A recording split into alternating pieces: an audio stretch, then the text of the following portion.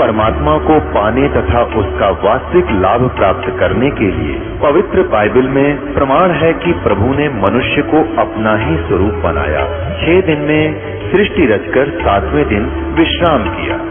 कुरान शरीफ में प्रमाण है कि हजरत मोहम्मद को खुदा स्वयं कह रहे हैं कि मैंने तुम्हें उस परमात्मा की महिमा बताने के लिए भेजा है। वो परमात्मा कबीर है जिसने 6 दिन में सृष्टि रची तथा 7वें दिन तख्त पर जा विराजा। उसकी खबर किसी बाखबर से पूछकर तो देखो। कृपया अवश्य सुनिए जगत गुरु तत्वदर्शी संत रामपाल जी महाराज के अमृत वचन।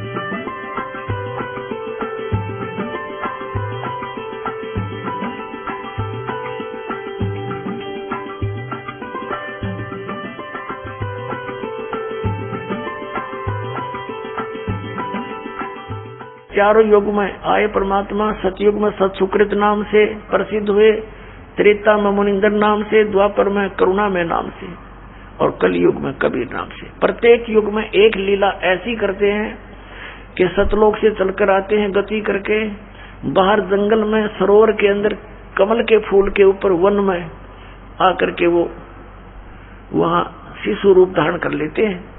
जल के ऊपर निवास करने के कारण परमात्मा को नारायण कहा जाता है। वहां से पूर्व परमात्मा के संस्कारी हंस होते हैं, वो निसंतान दंपति उनको उठा ले जाते हैं और धीरे धीरे वो फिर क्या होता है कि कुछ दिन वो भगवान कुछ भी आहार नहीं करते शिशु रूप में, तो उनके लिए प्रेरणा होती है किसी ना किसी माध्यम से परमात्मा प्रेरणा करते हैं। कंवारी गाय लाई जाती है, कंवारी गाय, और कंवारी गाय फिर दूध देती है। उस कंवारी गाय के दूध से भगवान की नवजात शिशु रूप में प्रकट परमात्मा की परवरिश की लीला की जाती है। और धीरे धीरे बड़े होते ही 5-4 वर्ष की आयु में ही वो अपने ज्ञान का प्रचार शुरू कर देते हैं, जिस उद्देश्य से वो आते हैं, और एक जन साधारण की तरह क्रिया करके अपना निर्वाह करके दिखाते हैं। एक सिंपल से मकान में रहते हैं, झोंपड़ियों में, और ये दिखाना चाहते हैं कि तुम मेरे अनुसार रहो, ऐसी भक्ति करो, तुम्हें सतलोक मिलेगा। यहाँ तो तुम स्टूडेंट हो, और स्टूडेंट विद्यार्थी अगर कॉलेज में ही सुख ले लिया तो आगे सदा दुखी होता है वो, और बच्चे को चाहिए वहां संघर्ष करके पढ़ के उसको पढ़ेगा कॉलेज में, स्कूल में, और नौकरी मिलेगी फील्ड में। ऐसे ही ये पृथ्वी तो ये विद्यालय समझो, और आपको जो मनुष्य शरीर मिला है ये ड्रेस है विद्यार्थी की। जितने भी मानव शरीरधारी प्राणी हैं ये सभी परमात्मा पाने योग्य संस्कारी हैं, इतने अच्छे नंबर हैं इनके। लेकिन ये इस विद्यालय के अंदर उन बच्चों की तरह अपना जीवन नष्ट कर रहे हैं जो पढ़ते नहीं, शिक्षा ग्रहण करते नहीं, स्कूल जाते हैं, घर वालों से फीस ले रखी है, सिनेमा देखते हैं, शराब पीते हैं, सैर सपट्टे को रहते हैं, वो फेल हो जाते हैं, फिर वो आजीवन मजदूरी करके अपना कष्ट उठाते हैं। तो आप जी विद्यार्थी हैं, आप बुद्धिमान हो, आप ढंग से लग गए हो, तो यहाँ की हुई कमाई आपको जो दास आपको विधि बताएगा, ये आपको सतलोक में सुख मिलेगा, उस फील्ड में उस आजीवन सुखी हो जाओगे। अब जो प्रसंग चल रहा है कि वो परमात्मा 5 वर्ष की आयु में ही अपना प्रचार शुरू कर देते हैं, दीक्षा ये उपदेश देना शुरू कर देते हैं सच्चे ज्ञान का, और बड़े बड़े विद्वानों के छक्के छुड़ा देते हैं। 5 वर्ष की आयु के कबीर परमेश्वर जी थे कलयुग के अंदर, ऐसे लीला में तरीके से बड़े हुए थे, 25 दिन के हो गए थे, सतलोक से चलकर आए थे, और लहरतारा नामक तालाब में कमल के फूल पर विराजमान हुए थे, नवजात शिशु रूप धारण करके। उनके प्रत्यक्ष दृष्टा एक अष्टानंद नाम के ऋषि थे, जो साधना करने प्रतिदिन सरोवर पर जाया करते थे। गर्मियों का मौसम था, तो वहां से नीरू और नीमा उठा कर लाए थे। 25 दिन तक परमात्मा ने कुछ भी आहार नहीं किया। बड़े चिंतित हो गए थे नीरू और नीमा। और नीमा ने तो यहाँ तक ठान ली थी, यदि बच्चा मर गया तो साथ मरूंगी। तब परमात्मा ने प्रेरणा की। शिवलोक से शिव जी आए, शिव भगवान शिव शंकर जी आए, क्योंकि वो पहले शिव के पुजारी थे नीरू और नीमा। वो उसी जन्म में हिंदू समाज में उत्पन्न थे।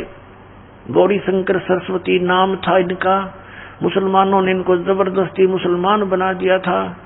अब हिंदू धर्म के जो पंडित थे, उन्होंने इनको अपने धर्म से रिजेक्ट कर दिया था। इनका गंगा में स्नान कराना भी बंद कर दिया था। तो इसलिए इन्होंने मुसलमान साधनाएं शुरू कर दी थी। पहले रोजी रोटी के लिए कथा करके निर्वाह चलता था। नीरू का गौरी शंकर था इसका नाम, वो बंद हो गया था, जिस कारण से इसने जुल्हाई का कार्य शुरू कर दिया और मुसलमान धर्म इसने मजबूरी में स्वीकार करना पड़ा। लेकिन फिर भी अंतःकरण में उनके भगवान शिव की जगह न्यारी थी। तो नीमा ने और इनके नाम बदल दिए थे। फिर गौरी शंकर का तो नाम रख दिया था नूर अली, जिसको नीरू कहने लगे। और सरस्वती का नाम रख दिया था नियामत, उसको नीमा कहने लगे। तो नीरू और नीमा ने अपने भगवान शंकर से प्रार्थना की, हे भगवान, या तो ये बच्चा देना नहीं था, और दिया है तो ले ना दाता, नहीं हम मरेंगे साथ इसके। तब भगवान बैठे थे बच्चे रूप में, उनके घर पर आए हुए थे। प्रेरणा की शंकर जी के मन में कि कौन दुखी है तेरा भक्त। नीचे आए साधु रूप बना के और पूछा, माई क्यों दुख पा रही है, क्यों रो रही है। सारी कथा बताई। तब कहा, बच्चा दिखाओ मुझे कहाँ है। तो नीमा लाई बच्चे को उठा करके और चाहा साधु के चरणों में डाल दूं, जान बख्शीश हो जावे इसकी। जो ही बच्चे को चरणों में डालना चाहा शिव जी के, तो परमात्मा हवा में उड़ गए कबीर साहब बच्चे, और शंकर जी के सिर के पैर लला करके हवा में ऐसे स्थिर हो गए बगैर किसी सपोर्ट के। शंकर भगवान ने फिर ऐसे किया, उनकी गोद में आ गए। तब कबीर परमात्मा ने 7 बार वचन कहे उसको कि ऐसे ऐसे कर शंकर जी। अब शंकर भगवान जान गए कोई सिद्ध पुरुष है, पहचान वो भी नहीं सके, ही इज गॉड। सोचा ये कोई सिद्ध पुरुष है, और कहा कि जाओ एक गाय कहो, इनको कुंवारी गाय मंगाओ, उसके ऊपर आप आशीर्वाद दे दो शंकर जी, और वो दूध देगी, उसको पीऊंगा मैं। अब शंकर भगवान ने ऐसा ही कहा। नीरू एक बछिया ले आया, जाके संग बैल नहीं लागा, यानी कंवारी अनटच्ड। उस गाय के ऊपर शंकर भगवान ने हाथ रख दिया, आशीर्वाद भरा, लंबे लंबे सतन हो गए। एक कोरा बर्तन मंगाया गया था कुम्हार के घर से, छोटा सा मटका घड़ा, वो नीचे रख दिया साफ करके। तो वो भरने के बाद अपने आप दूध सतन से बंद हो गया। फिर प्रतिदिन ऐसे ही वो कंवारी गाय दूध देने लगी। परमात्मा शिशु रूपधारी कबीर परमेश्वर सतपुरुष पीने लगे। तो ये वेदों में भी प्रमाण है पुण्यात्माओं। ये ना सोचना कि दास घर की बना के कहे है, वेदों में तो अभी देखा हमने 4-5 वर्ष से 6 वर्ष से। और पहले पवित्र कबीर सागर के अंदर लिखा 600 वर्ष पहले कि उन्होंने ऐसी लीला की थी। और फिर आदरणीय गरीबदास जी को मिले तब भी उन्होंने ऐसी ही लीला की थी। और वेद बताते हैं परमात्मा ऐसी लीला करता है। तो ऐसी लीला आज तक किसी भी गॉड ने नहीं करी। किसी भी जिसको हम परमात्मा मानते थे उनकी ये लीलाएं नहीं है जो वेदों और सदग्रंथों से मेल खाती हो। तो इससे हमें ये पहचान हो गई कि कबीर इज गॉड। अब हम अपने प्रसंग पर आते हैं कि ये परमात्मा वो है, ये साकार है, सतलोक में सारी सृष्टि है, एज इट इज है, जैसे यहाँ पर है, उसकी नकल है। यहाँ पर यहाँ तो सारी नकली माल है, डुप्लीकेट, नासवान, अस्थायी। और वहां पर ऐसी ही सृष्टि है, ऐसी आपका परिवार है, लेकिन वह स्थायी। अब देखो यहाँ तो आपकी मृत्यु होएगी, डेफिनेट है। ये तो कोई ये भी नहीं कह सकता नहीं मरूं। बाकी ये आइडिया ला रहे हैं कभी नहीं मरेंगे, वो आपकी अपनी सोच है। लेकिन यह पल की एक क्षण का किसी का भरोसा नहीं, कब के बिजली गिर जाए। तो ये सोच करके जिसको आप अपना मानते हो कि ये कार मेरी है, कोठी मेरी है, बेटा मेरा है, बेटी मेरी है, तो ये आपकी अपनी जीव सूत्र की सोच है या सच्चाई नहीं है। आपकी ईव मृत्यु हो जा, आपके कहां से हो गए? आपको तो इनको जन्म देने का एक मीडिया बनाया काल भगवान ने, और अपने खाने के लिए जैसे बकरे और बकरियां छोड़ देता कसाई, वो बच्चे पैदा करते हैं, उनकी ममता भी होती है, और वो बच्चे बकरे बकरियां उनको अपना समझते हैं। दूसरा कोई बकरा उसके बच्चे को छेड़ देता है तो उसके साथ मरने मारने को तैयार हो जाते हैं, और कसाई आता है उनसे से निकाल ले जाता है। ना वो बेटा देखता, ना बेटी किसकी है, माँ किसकी है, एक डंडा लेकर हाँक ले मोटे मोटों को और जाके काट देता है। उसका उद्देश्य वहां रोकने का यही था। तो यही दिशा परमात्मा ने बताई, यही दशा आप जी के साथ इस काल ने करवा रखी है। तो ये सोचो कि हम इन बच्चों से दूर भी नहीं हो सकते, होना भी नहीं। इसलिए परमात्मा ने बताया कि तुम अपने परिवार में रहकर जब आपको ज्ञान हो जाएगा कि सचमुच हम काल में फंसे हुए हैं, तो अपने बच्चों को भी बचाओ, जो तुम अपना मानते हो, रिश्तेदार भाई बहन को हर संभव कोशिश करो उनको इस मार्ग पर लगाने की, तो वो भी सेफ। इस भक्ति करने वाले के पास काल निकट नहीं आ सकता। मर्यादा में रहोगे तो उसका कोई अटैक आप पर नहीं हो सकता, ये गारंटी देता है दास भगवान की ओर से। ये सत्कर मान लेना।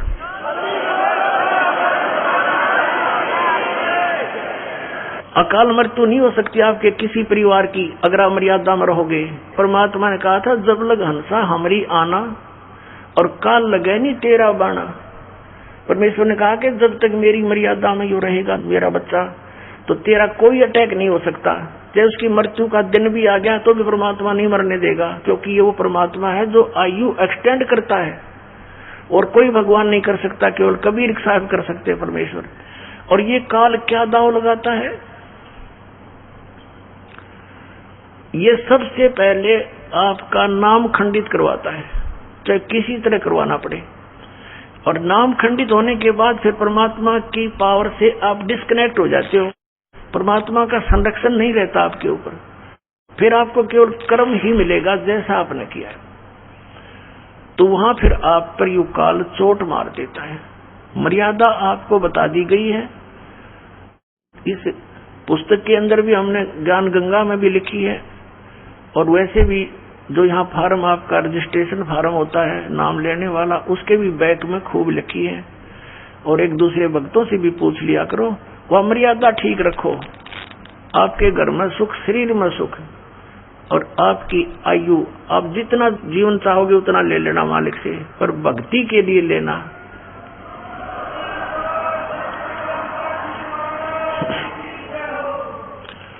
केवल भक्ति के लिए मांगोगे तो मिलेगा, यहाँ की बकवादों के लिए मांगोगे तो नहीं मिला। यानी भक्ति मीन कि कल्याण हो मालिक मेरा इसी जीवन में, भक्ति करूं और मोक्ष प्राप्त करूं, मेरी भक्ति अधूरी ना रह जा, इसलिए जीवन यातना आप कर सकते हो तो मिलेगी आपको। अब प्रसंग चल रहा है कि जैसे आदरणीय नानक साहिब जी को परमात्मा बेई नदी पर बाबा जिंदा के रूप में मिले थे, वो कबीर साहिब थे, काशी वाले धानक थे, जुलाहे थे। अब सन 1398 से लेकर सन 1518 तक वो परमात्मा सतपुरुष, जिसे अकाल मूर्त भी कहते हैं, शब्द स्वरूपी राम भी उसी को कहते हैं, परम अक्षर ब्रह्म भी उसी की उपाधि है, वो काशी के अंदर एक जनसाधारण जुलाहे का कार्य करते रहे और एक दिन में हजारों जगह प्रकट होकर के अपना ज्ञान प्रचार भी करते रहे, जिस कारण से उस परमेश्वर के 64 लाख शिष्य हुए थे, हिंदू और मुसलमान दोनों धर्मों के। पुण्यात्माओं, आज से 550 वर्ष पहले, 600 वर्ष पहले ना कोई लाउड स्पीकर था, ना कोई मीडिया था, ना कोई चैनल टीवी था, और एक जुलाहा और काशी में एक गृहस्थी दिखाई दे, गृहस्थी नहीं थे जाता, उनके 2 बच्चे थे जो उन्होंने किसी कंडीशन पे, किसी उद्देश्य से और उनको जीवित किया था, जो मर चुके थे। घर वालों ने अंतिम संस्कार उनका कर दिया था। फिर वो बच्चे 12-13 साल की आयु का शरीर था, वो फिर मालिक ने अपने पास अपने बच्चों की तरह रखे थे। उनके कोई माता पिता नहीं थे, लेकिन नीरू नीमा उनको जंगल से उठाकर लेकर आई थी तालाब से, इसलिए वो संसार की रीति से उनको माता पिता कहा करते थे। तो ऐसी लीला एक सिंपल मैन और उसके 64 लाख से इतनी सुख दिए मालिक ने उन बच्चों को, क्योंकि वो हमारे पिता हैं। हम यहाँ दुखी हैं, ना तो ये ब्रह्म हमारे कर्म को चेंज कर सकता, क्योंकि पाप कर्म के कारण हम दुखी हैं, और पुण्य से हमें सुख प्राप्त है। तो पुण्य तो है तो कोई दिक्कत नहीं, नो प्रॉब्लम, सुख है तरह आरो, लेकिन दुख में दुखी हो जाते हैं हम। लेकिन उसको ना तो ब्रह्मा जी ठीक कर सकते, ना विष्णु जी, ना शिव जी, क्योंकि ये प्रारब्ध में कोई परिवर्तन नहीं कर सकते। ना सरपुरुष ये ब्रह्म कर सकता, ना अक्षर पुरुष ये परब्रह्म कर सकता। केवल परम अक्षर ब्रह्म यानी पूर्ण परमात्मा सतपुरुष कबीर देव जी ही कर सकते हैं। हमारे पापों को नाश करके सुखी कर सकते हैं, और पाप जब तक नहीं कटेंगे सुख नहीं हो सकता। अब जैसे किसी के पैर में कांटा लगा है और वो अपने छोटे बड़े भाई बहन से कहता है मुझे पीड़ा हो रही है, अब वो ये तो बता सकते हैं कि तुझे कांटा लगा जिस कारण से पीड़ा है। उनके पास वो निकालने का कोई वस्तु है नहीं, तो वो निकाल नहीं सकते। तो वो कांटा निकले फिर पिन से, सुई से। तो ऐसे ही जैसे अभी तक जिन भी महापुरुषों से आप मिले, इरादा स्वामी पंथ वाले, धन सतगुरु वाले, जितने भी आज तक पंथ वाले हैं, उन महापुरुषों को छोड़कर जो भगवान से मिले, उनकी वाणी को छोड़कर सभी ने यही कहा कि भी कर्म तो भोगना ही पड़ेगा, इसमें कोई परिवर्तन नहीं हो सकता। भक्ति करते रहो, आगे सुखी हो जाओगे। अरे भले पुरुषों, किसी के पैर में कांटा लगा हो और कोई किसी के पास जाए कि मुझे किस कारण से दर्द हो रहा है, पीड़ा हो रही है, तो पैर धो धा के ये तो बता सकते कि आपके कांटा लगा है जिस कारण से पीड़ा है, और फिर ये कहे कि कांटा तो निकलेगा नहीं, ये पीड़ा बंद करनी मेरे बस की बात नहीं, जूते पहन लो, भविष्य में कांटा ना लगेगा। भले आदमियों, कांटा लगे पैर में जूता पहना नहीं जा सकता, वो तो कांटा निकले और फिर जूता पहनाया जाए, फिर इस डर से वो पहने रखेगा, कभी नहीं निकालेगा कि भगवान कहीं फिर से कांटा ना लग जा। तो ये पाप कर्म के कांटे जिस जिसके लगे हुए हैं वो पीड़ित हैं, और इन महापुरुषों के पास भटक भटक कर धक्के खाकर थक जाते हैं, सोच लेते हैं कि अब कहीं राहत नहीं मिलने वाली, क्योंकि वो उस सत्र के संत नहीं है, वो उनका कनेक्शन उस परमात्मा से नहीं है जो पाप नाश कर सकता है। और पाप नाश होने से सुख होगा, कांटा निकलने से पैर की पीड़ा नाश होगी, समाप्त होगी। तो जितने भी ये साधु संत थे अभी तक ये मूर्ख बना रहे थे, मैं मंत्र जंत्र भी बताते रहते, लास्ट में कह देते तुम्हारे प्रारब्ध का कर्म है, भोगना ही पड़ेगा। अब निश्चय हम सोच लेते भाई ठीक है, तो मेरे पीछा छूटेगा, फिर भक्ति की क्या आवश्यकता है? अगर ऐसे बिरान मट्टी होकर मरना है फिर भक्ति की क्या आवश्यकता है? भगवान को मानते हैं सर्व सुखदाई है, सभी दुखों का नाश कर सकता है, इसलिए उसकी खोज हम गुफाओं में पता नहीं कहाँ कहाँ बैठे संतों के पास करते रहे। तो परमात्मा कहते हैं पर्वत पर्वत में फिरा कारण अपने राम, राम जैसे संत मिले जिन सारे सब काम। तो पुण्यात्मा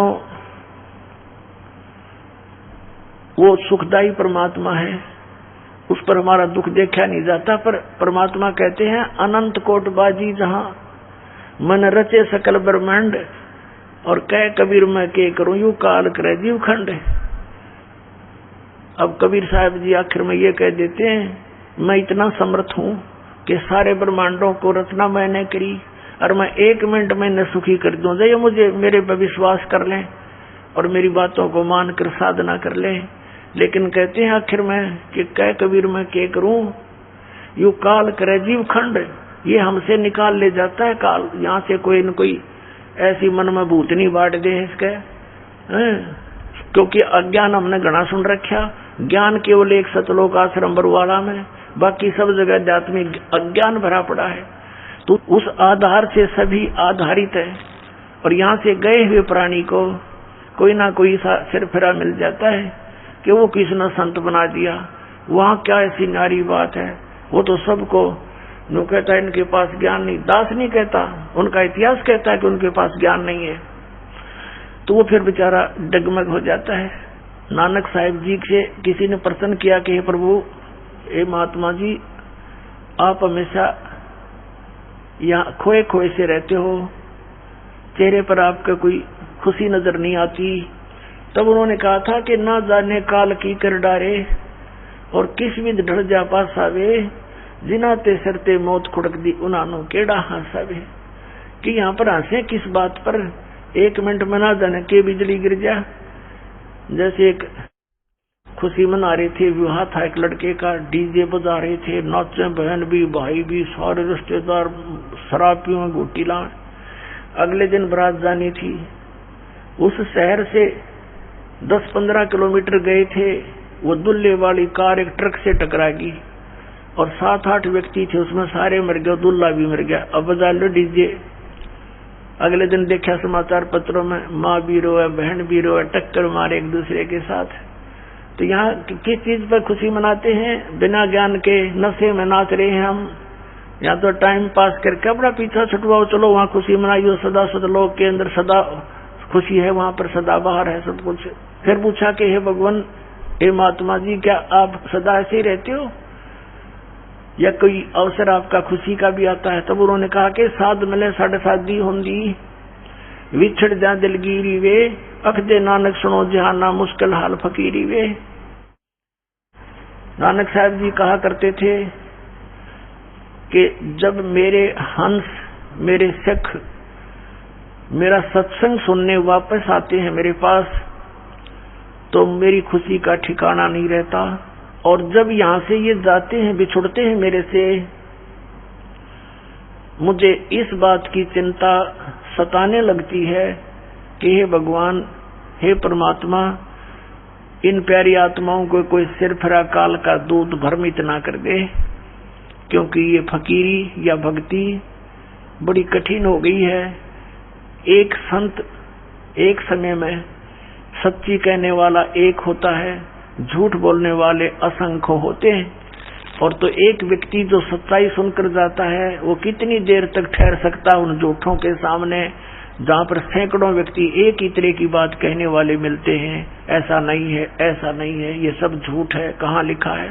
तो अब दास पर मेहर करियो, लिखा दिखा दूं हूँ, इसलिए आप सभी टिके हुए हो, नहीं तो आपको भी ये डगमग कर देते। तो नानक साहब जी कहा करते थे, साध मिले साढ़े शादी होंगी और विछड़ जा दिलगीरी वे, और अख दे नानक सुनो जहाना मुश्किल हाल फकीरी वे। कहते हैं ये बच्चे वापस आ जाते हैं तो मेरी खुशी का ठिकाना नहीं होता, और जब यहाँ से ये जाते हैं सत्संग सुनकर, फिर मुझे ये चिंता हो जाती है। और जब ये न्यू के न्यू वापस आ जाते हैं तो फिर साध मिले साढ़े शादी होंगी, विछड़ जा दिलगीरी वे, अख दे नानक सुनो जहाना मुश्किल हाल फकीरी वे। तो पुण्यात्मा, सच्चाई तो केवल बरवाला आश्रम इसार के अंदर और सब जगह ज्ञान भरा। जो पुण्यात्मा यहाँ से संबंधित होती हैं, उनको रास्ते में यहीं से बसों में टकराने लग जाते हैं, वो तो ऐसा है, वो तो वैसा है, क्योंकि काल ने यू करवाना था काम उल्टा कि कोई सच्चाई से परिचित ना हो जा। ये भी काल के दूत इनको पुण्यात्माओं को लग रहे हैं ऐसे रोकने कि उनका सत्संग भी नहीं सुनना, रामपाल का, उसकी किताब भी नहीं पढ़ना। रतरा गजब यो, ऐसा पाप के भागी हो रहे तुम। लेकिन अब इनकी एक नहीं चले। परमात्मा ने कह रखा है कि पूरा विश्व एक होगा, पूरे विश्व में ये ज्ञान कबीर परमात्मा का फैलेगा, एक ही भगवान रहेगा कबीर जी, एक ही ज्ञान रहेगा, ये तत्व ज्ञान, और सब ज्ञान नाश हो जाएंगे।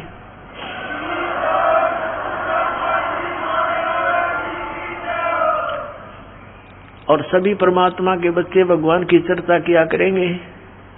जहाँ पार्कों में बैठकर इधर उधर की बकवादें गढ़ते हैं, कोई राजनीति की बतलावे, कोई बहु बेटियां की अच्छे बुरे होने की एक दूसरे ने कह कर अपना मन हल्का करता है, टाइम वेस्ट करता है, कोई ताश खेलता है, कोई गुट्टी लाता है, कोई 2 नंबर के काम करके सारा जीवन नरक बना रहा है अपना भी और परिवार का भी।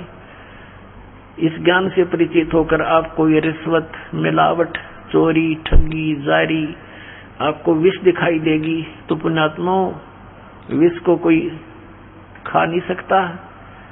क्या कहते हैं, जैसे किरका जहर का रंग होरी हो, कहो कौन तिस खावे राम रंग होरी हो। जैसे एक कण पड़ा हो विष का, उस कण को भी कौन खाएगा, निकट भी ना जा, बल्कि कितना मिट्टी में दबाओगा उठा के, किसी और का हाथ ना लग जाए। जैसे किरका एक कण विष का, जैसे किरका जह का रंगोरी हो, कहो कौन तिस खावे राम रंगोरी हो। तो ऐसे जो हमें पाप दायक कोई भी कार्य होगा वो विष दिखाई देगा, हम नहीं करेंगे उसको। हम पैसा नहीं लेंगे किसी से रिश्वत, क्योंकि वो हमारे लिए जबरदस्त बाहर बन जाता है। आप देखते हो जिसने किसी से रिश्वत ली या कोई और कारण से पैसा ऐंठा, अगले जन्म में बैल बने और मंडी के अंदर वो आदमी तो आदमी बने और वो बनेगा बैल। मंडी में एक अकेला जोड़ा जाता है एक बग्गी के अंदर, और इतना ऊंचा बोरी भरकर उसका ऊपर बैठ कर लठ मारे। वो रिश्वत लेने वाला अधिकारी अब बैल बनकर लठ खा रहा है उस धनी के, वो सारे पूरे करेगा। तो पुण्यात्माओं, इस प्रकार हमने इस तत्व ज्ञान को समझना है। फिर क्या, हम अपने प्रसंग पर आते हैं कि उस समय परमात्मा कबीर साहब जी एक ही दिन में हजारों जगह प्रकट हो जाते थे, अपनी प्यारी आत्माओं को ज्ञान सुनाते थे, आशीर्वाद देते थे। आशीर्वाद से उनके दुख दूर होने लगे, तो उनको बड़ी खुशी हुई और परमात्मा के साथ चिपकने लगे अपने वो बच्चे। तो 64 लाख शिष्य कबीर भगवान के शिष्य हो गए थे आज से 600 वर्ष पहले। तो पुण्यात्माओं, वो सिंपल मैन नहीं था, वो सिंपल संत नहीं था, वो संत रूप में स्वयं परमात्मा थे। अब जो दास आपको बताना चाह रहा है कि वो परमात्मा कौन है, कैसा है, कहाँ रहता है और कैसे मिलता है, इस दास के सत्संग का यही उद्देश्य है कि परमात्मा की सतीची से आपको पूर्ण परिचित कराऊं और वो मार्ग बताऊं जिससे भगवान मिला करते हैं, वो सतनाम आपको दूं जिस पर अभी तक बैन लगा हुआ था। इस सतनाम को परमात्मा ने आदरणीय धर्मदास जी को दिया, लेकिन आगे देने से मना कर दिया। इसी सतनाम को परमात्मा ने आदरणीय मुल्कदास जी को दिया, लेकिन आगे बताने से मना कर दिया। इसी सतनाम को परमात्मा ने कबीर साहब ने आदरणीय नानक साहब जी को दिया, लेकिन आगे बताने से मना कर दिया। इसी सतनाम को आदरणीय दादू साहब को दिया, आदरणीय गरीबदास साहब जी को दिया, आदरणीय गीसा दास साहब जी को दिया, लेकिन इनको सख्त हिदायत दे दी थी कि अभी इस सतनाम को किसी को दान ना करना, देना नहीं, लेकिन लिख देना अपनी अमृतवाणी में, अपनी एफिडेविट बना जाना। इस बिचली पीढ़ी के लिए सबको मना कर दिया था कि 2 अक्षर का सतनाम अभी डिस्क्लोज ना करना, ये काल के दूतों का हाथ लग गया तो मेरे बच्चे इससे वंचित रह जाएंगे। आपने समुद्र की साक्षी में आदरणीय नानक साहब जी की एक अलौकिक घटना पढ़ी, कई बार पढ़ाई आपको, कि मर्दाना और बालाजी ने प्रार्थना की नानक साहब जी से कि हमें लंका दिखाओ, समुद्र तो हमने देखा है भगवान। तो नानक साहब जी ने कहा कि तुम समुद्र के ऊपर मेरे साथ चलो, लेकिन वाहे गुरु करते रहो। तो उन्होंने ऐसा ही किया, समुद्र पर चल पड़े जैसे थल पर चलते हैं, और वाहे गुरु कर रहे हैं। कौन? मर्दाना और बालाजी। नानक साहब जी उस 2 अक्षर के नाम का जाप कर रहे हैं। अब मर्दाना ने देखा कि गुरुजी तो 2 अक्षर का नाम जाप कर रहे हैं, सतनाम। तो मर्दाना ने भी वही जाप शुरू कर दिया। उसी समय समुद्र में डूबने लगा। नानक साहब जी ने देखा तो और कहा कि मर्दाना, गुरु की करनी की तरफ नहीं देखना चाहिए, वचन का पालन कर। तो फिर वही मंत्र जाप कर इसको त्याग दे। मर्दाना ने फिर वो वाहे गुरु शुरू कर दिया। तो मर्दाना फिर उसी स्थिति में आ गया, जल पर उसी तरह थल की तरह चलने लगा। अब पुण्यात्माओं, स्वयं नानक साहिब जी तो वो सतनाम का जाप कर रहे हैं 2 अक्षर का, लेकिन इसे इसको मना कर दिया, खबरदार इसको जाप किया तो तेरी दुर्गति हो जाएगी। किस लिए?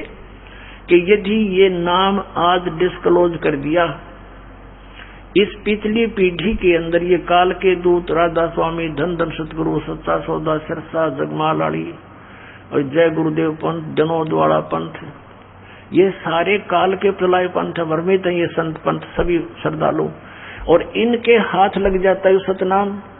आज ये भी वही 2 अक्षर का नाम जाप करते पाते, तो हम आज डिफरेंशिएट कैसे करता, ये दास आपको कैसे बताता, ये ओरिजिनल नाम है और ये ओरिजिनल असली भगवान है, और उनको अधिकार नहीं नाम देने का। इस मंत्र का जाप यदि कहीं से आप सुन देख कर पढ़ कर आप भी जाप करोगे, कोई यूज नहीं होगा, आपको अधिकारी से लेना पड़ेगा।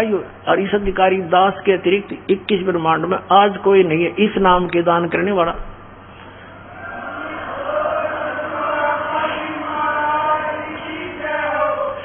अब ये विचारणीय विषय पुण्यात्माओं, आप बच्चे हो, गहराई से सोचो इस बात को कि नानक साहिब जी ने अपने सिख समाज को भी से वंचित क्यों रखा।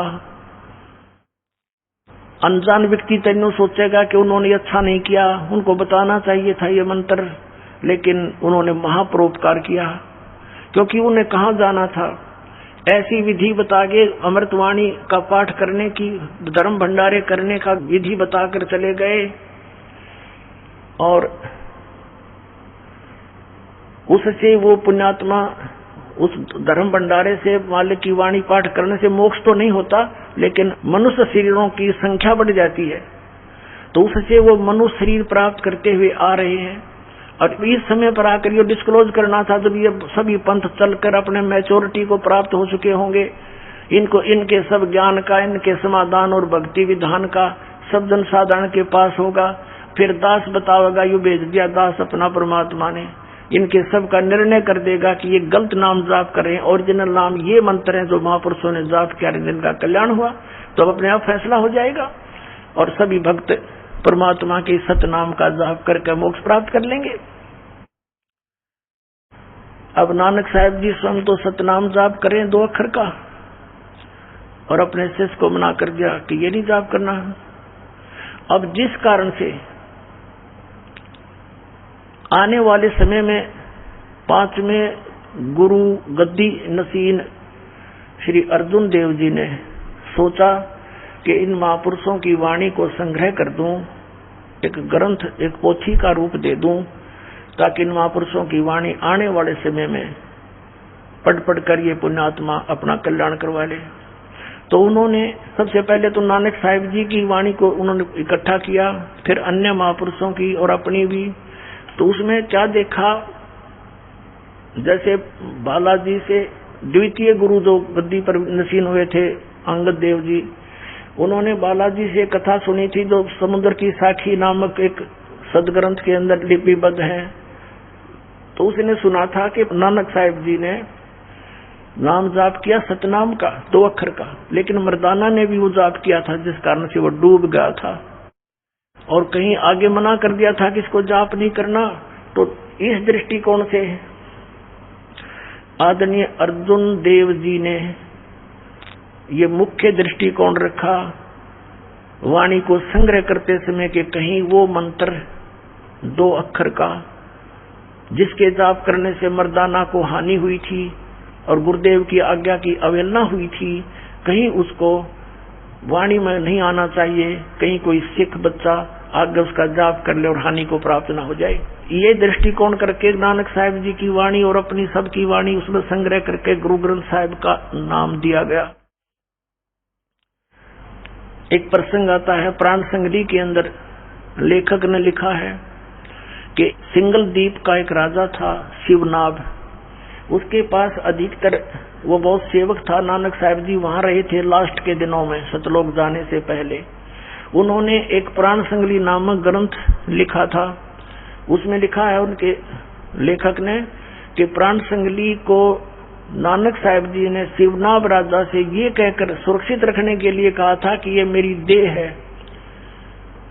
कहने का भाव ये है कि तुम मुझे ही जानना, क्योंकि जैसे दास बोल रहा है, इस खोखे में, इस शरीर में जो ज्ञान ग्रहण है वो आपको बता रहा हूँ, ये लिपिबद्ध कर लिया जाए किताब में तो वो दास ही समझो, यानी मेरे वचन है, इस शरीर से कुछ लिंक नहीं। ये शरीर समझो चाहे वो वाणी समझो, उसमें जो बोला है वो ऐसे करने से आपको लाभ होगा।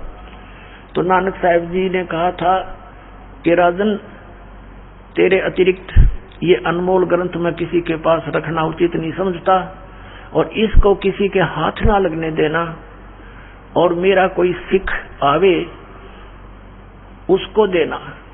ये मेरी जान है, मेरा शरीर है, ये मेरे प्राण है, और इसको बड़ा सुरक्षित रखना, और तेरे अतिरिक्त मुझे कोई विश्वास पात्र लगा नहीं जो इसको सुरक्षित रख सके। ऐसा ही कहकर नानक साहब सतलोक चले गए। जब अर्जुन देव जी ने वो पता लगा कि वहां पर भी एक बहुत बड़ा अनमोल ग्रंथ शिवनाभ राजा के पास है, तो उन्होंने, उनका पौत्र था उस समय, शिवनाभ का पौत्र, वो तो मर चुका था शिवनाभ, तो उस पौत्र से वो प्राण संगली का ग्रंथ मंगवाया, ध्यान से पढ़ा। उसके अंदर, प्राण संगली के अंदर नानक साहिब जी ने बहुत डिटेल के साथ लिखा हुआ था इस 2 अक्षर के नाम के बारे में, और सार नाम के बारे में, आदि नाम के बारे में। अब उन्होंने उस दृष्टिकोण को आधार बनाया कि कहीं ये 2 अक्षर का नाम, जिसमें एक ओम है, जो नानक साहिब जी ने जाप किया, और उसमें समुद्र की साखी के अंदर उन्होंने उच्चारण किया, मर्दाना भी उच्चारण करने लग गया, वो आप पढ़ सकते हैं, बार बार डिस्क्लोज नहीं करेगा दास इसको। तो उन्होंने ये ध्यान रखा कि कहीं ये मंत्र युक्त वाणी और गुरु ग्रंथ साहिब में मैंने लगा दी, और कोई सिख इसको पढ़ लेगा तो गुरुदेव की आज्ञा की अवहेलना होगी। तो उसके अंदर पूरा विवरण ही, प्राण का अर्थ होता है श्वास, श्वास श्वास से सिमरन की पूरी विधि डिटेल लिखी थी, और बाकी और ज्ञान भी बहुत दिया हुआ था। जैसे कबीर साहब ने कबीर बीजक अलग से बनाया था, ऐसे ही ये बीजक समझो, बीजक भी निष्कृष यानी सार था वो सारा। तो उस अर्जुन देव जी ने देखा कि इसके अंदर तो बहुत ज्यादा वो मंत्र लिख है जो अलाउड नहीं है, तो उसने सारी की सारी प्राण संगली को, हस्तलिखित को जल प्रवाह कर दिया, एक अच्छे से कपड़े में बांध कर खूब पैक करके आदर के साथ जल प्रवाह कर दिया। उसी समय वहां कोई एक संत खड़ा था, उसने प्रार्थना की गुरु जी से कि भगवान ये मुझे दे दो, अनमोल ग्रंथ है तो मैं छुपा के रख लूंगा, किसी को नहीं बताऊंगा। तब उसके आदेश से तुरंत निकाल लिया गया वो, तब तक उसको कोई हानि नहीं हो पाई, वो पृष्ठ जो खराब नहीं हुए। तो उसमें 160 अध्याय थे, उसमें से केवल छांट करके 80 अध्यायों को ही प्रकाश में लाया गया, बाकी को डिस्टर्ब कर दिया गया, या तो सभा कर दिया होगा या जल प्रवाह कर दिया होगा, जिसमें वो सतनाम लिखा था। तो ये कितनी बड़ी हानि होगी हमारे को, लेकिन फिर भी कहते हैं सच्चाई छुप नहीं सकती। अब वही मंत्र जो 2 अक्षर का समुद्र की साखी में स्वयं नानक साहिब जी बोल कर उच्चारण कर गए, क्योंकि संत तो परमात्मा के हर एक संकेत को समझते हैं, उनको मालूम था कि हो सकता है ऐसा भी हो जाए, तो यहाँ तो या बची रह जाएगी एक प्रमाण हमारा। आपको थोड़ा सा वो दिखाता हूँ कि प्राण संगली के अंदर वो क्या लिखा है। ये है प्राण संगली पंजाबी लिपि में, भाषा में, डॉक्टर जगजीत सिंह खानपुरी, और ये Patiala university publication bureau, Punjab university Patiala, ये पंजाबी भाषा के अंदर है। ये है पंजाबी साहित्य अध्ययन विभाग, पंजाब यूनिवर्सिटी पटियाला। ये edited by doctor Jagjit Singh Khanpuri, MA PhD। ये सन 1999 में छपी है दूसरी बार। ये पूरी डिटेल लिखी है। ये है doctor Ranbir Singh, registrar, Punjabi university Patiala ने प्रकाशित की थी। ਅਤੇ राम नवी दिल्ली में छपी। अब यहाँ देखते हैं, इसमें इसका 2 शब्द है, पहला संस्करण है ये। इसमें क्या लिखा कि प्राण संगली योग साधना संबंधी महत्वपूर्ण रचना है। इसमें यहाँ लिखा है, संत संपूर्ण सिंह ने देवनागरी लिपि विच भी इसका संपादन किया सी, यानी ये संपूर्ण सिंह ने भी इसी से ही लिया, ये मानते हैं उसमें जो लिखा सही है। अब यहाँ देखना भूमिका में पहला संस्करण भूमिका, यहाँ आ जाइए। संत संपूर्ण सिंह ने देवनागरी लिपि विच जिस संस्करण दा प्रकाशन किया उस विच कुल 80 अध्याय शामिल हैं। 80वें अध्याय दे अंत ते इस ते कुल अध्याय 113 लिखे हैं। इस संख्या दी यानी 113 पृष्ठों वाली संख्या दी पुष्टि जन्म साखियां तो भी होती है, पर संत संपूर्ण सिंह जी ने 160 अध्यावां दे होने दी संभावना वाल संकेत किया है।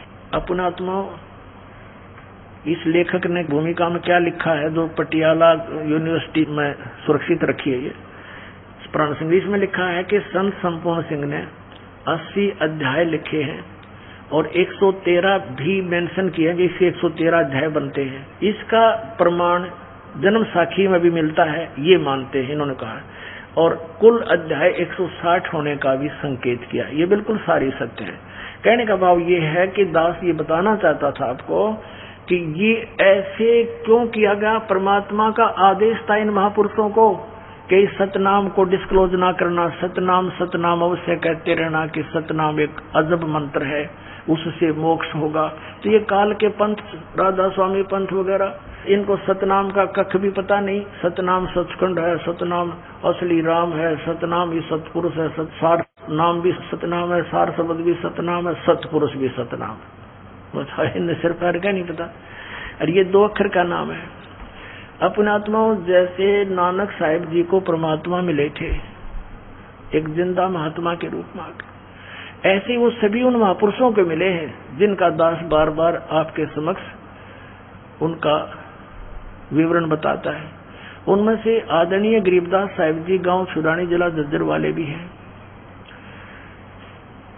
अब कारण क्या था, जैसे धर्मदास जी से परमात्मा ने कहा था कि ये काल के दूत आवेंगे, मेरे भी पंथ में आवेंगे और मेरे नाम से आगे और भी सतलोक के नाम से, सतपुरुष के नाम से अन्य पंथ चलाएंगे।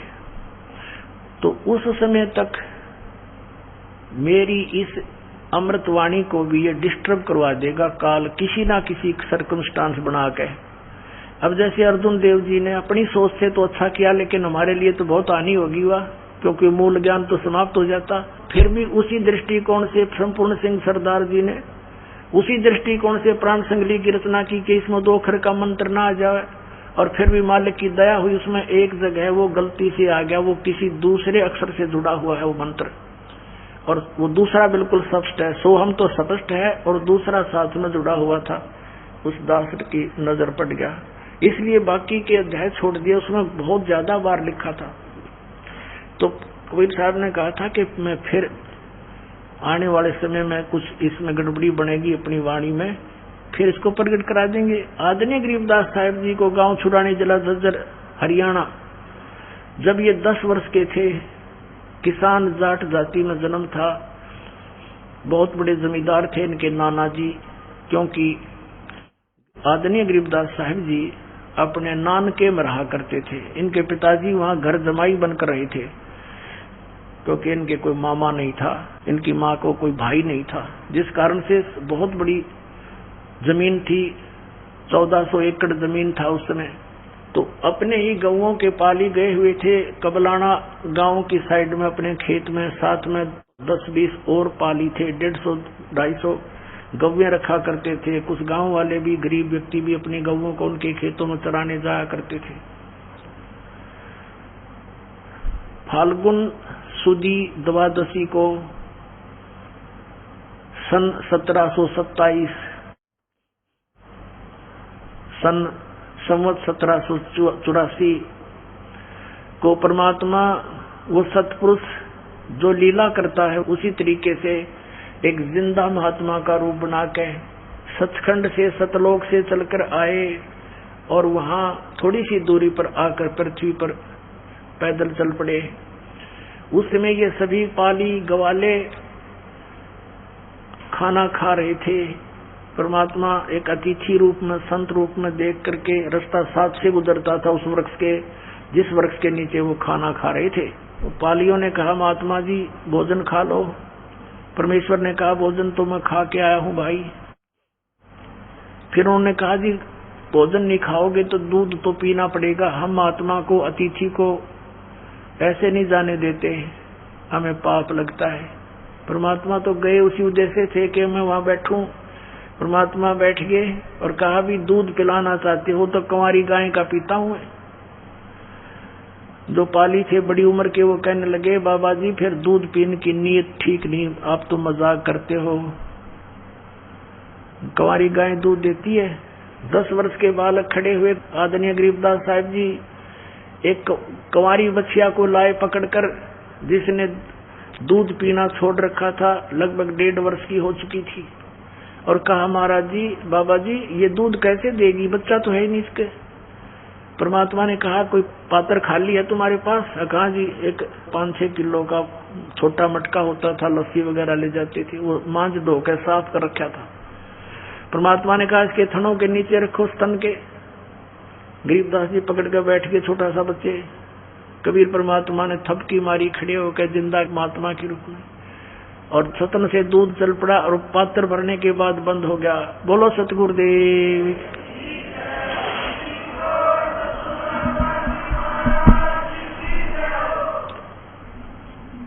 अब गरीबदास साहिब जी ने परमात्मा को साधु रूप में खड़े थे उनको दे दिया, ले महाराज पी लो। आधा पिया, आधा छोड़ दिया कि ले बच्चों पी लो, ये अमृत है, ये यहाँ का दूध नहीं तो सचखंड से आया है ये दूध इस कुंवारी गाय में। वो दूसरे जो पाली थे बड़ी उम्र के वो तो उठ कर चले गए, हम ना पीवा, जादू जंत्र का है और तेरी जाति का पता नहीं तू किस जात का है, हम नहीं पीवा तेरा जूठा। आदरणीय गरीबदास साहिब जी 10 वर्ष के बालक ने कहा कि लाओ भगवान ने मैं पीऊंगा इसको। उन्होंने पी लिया। फिर परमात्मा ने उनको समझाया बेटा ये काल का लोक है, भक्ति करनी चाहिए, मनुष्य जीवन वैसे नहीं मिला है। तो काफी देर चर्चा हुई। फिर परमात्मा उनकी आत्मा को नानक साहिब जी की तरह सचखंड लेकर चल पड़े। 2-3 घंटे के बाद उन पालियों ने देखा कि वो बच्चा कहाँ गया। वो तो उठकर चले गए, वो बड़े बड़े पाली, तो वो दोनों रह गए थे, भगवान और वो आत्मा गरीबदास जी प्यारी आत्मा। 2-3 घंटे के बाद उन्होंने देखा कि वो कहाँ गया बाबा जी और कहाँ है वो बच्चा। आके देखा वो बच्चा ऐसे बैठा है। आवाज लगाई कि गरीबू आजा भाई, अपनी गौवों को घेर, खड़ा हो, तेरा नंबर आ गया। नहीं उठा तो नजदीक जाकर कहा ए भगत जी खड़ा हो, कहाँ समाधि लाए बैठा है। वो ऐसे लुढ़क गया, आंखें खुली थी, रुकर देखा, टस से मस नहीं हुआ, उसको आत्मा थी नहीं, श्वास बंद हो गए थे, खत्म हो गया था, डेड हो गया। उसने आवाज लगाई भाजाओ भागाओ, बच्चा मर गया। 2-3 पाली गांव में दौड़ करके 1.5 किलोमीटर दूर, वहां पता चलते ही सारे गांव में सनसनी फैल गई कि इकलौता पुत्र इतने बड़े किसान का। सारा गांव स्तब्ध हो गया, हाहाकार मच गई। वहां से लोग भागे आए, वहां से उठा कर लेकर गए। यानी इस सारे प्रोसीजर में 5-7-8 घंटे लग गए और चिता पर रख दिया गरीबदास जी के शव को, 10 वर्ष के बालक। उधर से परमात्मा सतपुरुष जिंदा महात्मा के रूप में लेकर के ऊपर सचखंड में सारे ब्रह्मा विष्णु महेश की, धर्मराज की सब सतीथि से परिचित कराते हुए ऊपर गए। उसी तरह परमात्मा का दूसरे रूप में वही परमेश्वर सचखंड में एक बहुत बड़े गुम्बद के अंदर एक तख्त पर विराजमान थे। उस परमेश्वर के एक रोमकूप में करोड़ सूर्य मिला दे, करोड़ चंद्रमा। इतनी शोभा उस भगवान की, सतपुरुष की। नीचे से जिंदा महात्मा के रूप में गए, गरीबदास जी साथ में थे, उनकी आत्मा साथ थी। तो जिंदा महात्मा के उस वेश में नीचे से गए हुए प्रभु ने अपने दूसरे रूप पर चौर करना शुरू किया। अब गरीबदास जी सोचने लगे कि भगवान तो ये है जो तख्त पर बैठा और ये बाबा जी यहाँ का इनका कोई नौकर नाकर है। इतना सोच ही रहे थे तभी वो तेजो में शरीर वाला भगवान खड़े हुए और जिंदा महात्मा बाबा जी रूप में उस तख्त पर विराजमान हो गए जहां पर भगवान विराजमान थे। और वो तेजो में शरीर युक्त परमात्मा जिंदा महात्मा वाले शरीर पर चौर करने लगे, नौकर की तरह, सेवक की तरह। गरीबदास जी ने सोचा है बाबा जी अथांडी भाई भगवान भी इसके ऊपर चौर करे, यूं क्या है, ऐसा समझ में नहीं आया। बालक था, इतनी देर में तेजो में शरीर उस नीचे से गए हुए जिंदा महात्मा के शरीर में समा गया और अकेले कबीर परमात्मा उस जिंदा महात्मा रूप में अनंत कोट ब्रह्मांड के मालिक के सिंहासन पर विराजमान थे और चौर अपने आप होने लगा। तब परमात्मा ने कहा बेटा मैं सर्वश्रेष्ठी रतनहार हूं और मेरा वास्तविक नाम कबीर देव है। मुसलमान मुझे अल्लाहू अकबर कहते हैं और वेदों में मुझे कबीर देव नाम से बोला गया है। और मैं 120 वर्ष तक काशी शहर में रहा था धानक रूप में, जुलाहे रूप में। मैं ही आदरणीय धर्मदास जी को मिला था, मैं ही आदरणीय मुल्कदास और दादू साहब को मिला था, मैं ही नानक साहब जी को मिला था, आदरणीय नानक साहब जी को। और बेटा अब आज तुझे मैं ही मिला हूं और आप वापस जाओ, नहीं तेरे शरीर को खत्म करने वाले हैं, चिता पर रख दिया है। वहां जाकर के गरीबदास जी ने कहा था प्रभु मुझे वापस ना भेजो, वो तो गंदा लोक है भगवान, वहां तो जाते पता नहीं कब मृत्यु हो जाए, हाहाकार मचा हुआ है। ये तो बहुत सुंदर लोक है, ये सब भाई बहन यहाँ घूम रहे हैं, कितने सुखी है। तब परमात्मा ने कहा कि वो तुम्हारे भाई बहन है जो नीचे गए हैं, उनको काल ने मिसगाइड कर रखा, धोखा देकर रखा हुआ है। तुम बेटा जा, मैं तेरे साथ रहूंगा, लेकिन भक्ति करके वापस आ सकते हो, ऐसे नहीं रख सकता मैं। तुम जाओ, मैं तुझे सतनाम दूंगा 2 अक्षर का, इसका जाप करके कमाई भक्ति युक्त जल्दी हो जाओगे, इतना शक्तिशाली मंत्र है। और फिर आना और सभी को समझाना और ये आंखों देखा वर्णन बेटा तू लिपिबद्ध करवाना, आने वाले समय में तुम्हारे भाई बहनों के काम आएगा और वो सभी काल के जाल से छूट जाएंगे। नहीं तो बेटा बहुत अनर्थ हो रहा है। इस बात को सुनकर गरीबदास जी गदगद हो गए कि जो आपकी आज्ञा प्रभु। तो उधर चिता में अग्नि लगाने वाले ही थे तो वापस छोड़ दिया और गरीबदास जी ऐसे हिलने लगे, सब बंधन अपने आप हट गए, टूट गए जो बांध रखे थे अर्थी पर। खड़े होकर के चल पड़े और वो वाणी आंखों देखी जो मालिक ने उसके अंदर फीड कर दी थी कबीर परमेश्वर ने, वही यथार्थ वाणी बोलनी शुरू कर दी। अनंत कोट ब्रह्मांड का एक रति नहीं भारे, सतगुरु पुरुष कबीर हैं ये कुल के सिरजनहार। 3 वर्ष तक वो ऐसे ही वाणी बोलता रहा। गांव वालों ने समझा ये मेंटल हो गया, पागल हो गया।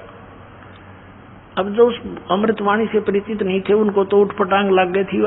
3 वर्ष के बाद एक दादूपंथी संत गोपाल दास आ गया। अब समय का अभाव है, थोड़ा शॉर्ट में बताऊंगा। उस गोपाल दास ने पूछा कि बेटा तुझे कौन मिला था जो तेरे जीवन का नाश कर गया, तुझे पागल बना गया? तब उन्होंने कहा था हम सुल्तानी नानक तारे दादू को उपदेश दिया, जात जुलाहा भेद न पाया वो काशी माहे कबीर हुआ।